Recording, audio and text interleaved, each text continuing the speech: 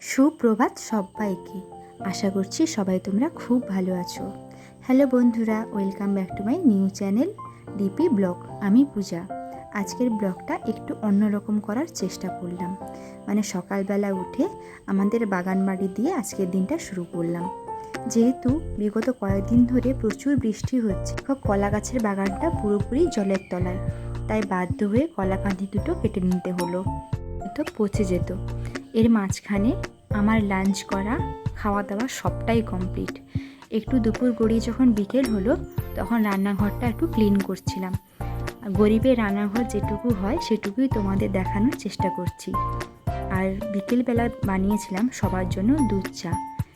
সাধারণত দুধ চা আমার ঘরে কেউ খায় না, যেহেতু দুধটা ছিল তাই বানিয়েছিলাম।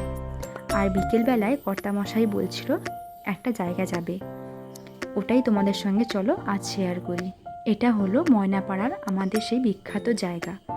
এই জায়গাটা আমার শ্বশুরমশাই খুব শখ করেই কিনেছিলেন, মানে বাগান বাড়ি হিসেবে।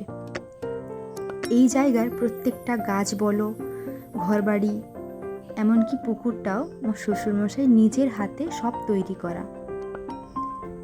খুব শখের একটা জায়গা ছিল ওনার। জীবনের অর্ধেকটা সময় মনে হয় এই জায়গাতেই কাটিয়েছেন তিনি। আর জানো তো, শ্বশুরমশাই যখন বেঁচে ছিলেন তখন জায়গাটা খুবই সুন্দর, ঝাঁ চকচকা ছিল। আজ মানুষটা নেই, জায়গাটার অবস্থা এরকমই পড়ে আছে। আর মাঝে সাঝে আমরা এখানে আসি। যেহেতু প্রচণ্ড বৃষ্টি হচ্ছে, পুকুরের জলটা পুরোপুরি দূষিত হয়ে গেছে, গাছগুলো প্রায় পচে গেছে। আর এখানে না একজন ধান চাষ করেছেন, এটা আমাদেরই জমি। পুকুরের জলটা এতটাই দূষিত হয়েছে, পুকুরে অর্ধেক মাছগুলো প্রায় মরে গেছে। তাই আমরা এসেছিলাম একটু দেখতে পুকুরটাকে, আর একটু চুন মারবো বলে। ঘর থেকে চিড়া নিয়ে এসেছিলাম মাছেদের খাবার হিসেবে দিব বলে। আজ এটুকুই। আবারও একটা নতুন ভিডিও নিয়ে আমি তোমাদের সামনে হাজির হব।